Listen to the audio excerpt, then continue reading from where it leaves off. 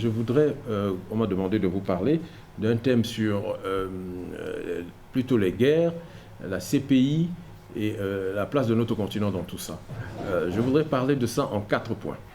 Le premier point que je vais aborder, c'est un petit rappel des événements contemporains récents et de d'un événement contemporain qu'on a vite fait d'oublier, qui est, nous célébrons, je crois, cette semaine, le 10e anniversaire de la guerre d'Irak.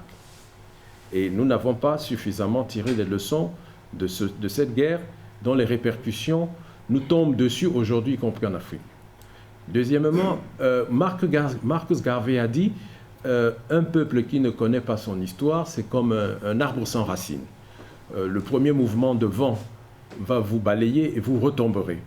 Parce que vous n'aurez pas appris les leçons de l'histoire, vous tomberez dans les mêmes erreurs.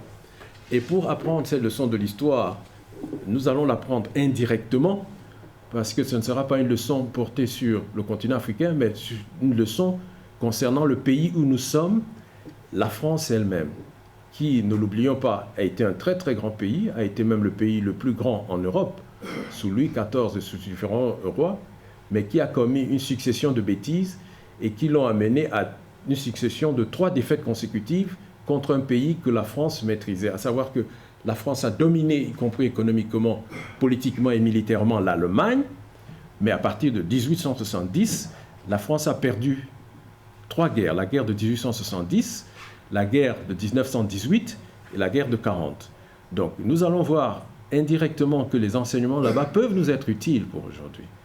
Et puis nous allons venir au 3e point sur ce qui nous intéresse plus directement sur le continent, en focalisant sur 2 conflits, celui du Mali et celui de la Centrafrique, dont la solution, entre guillemets, reste très bancale.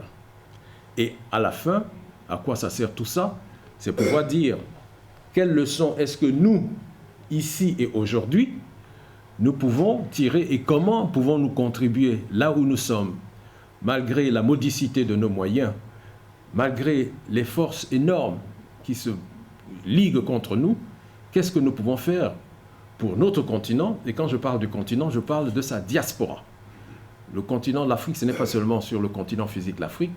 L'Afrique a ses enfants dans le monde entier. Et c'est de cette diaspora-là que va sortir la force de notre continent.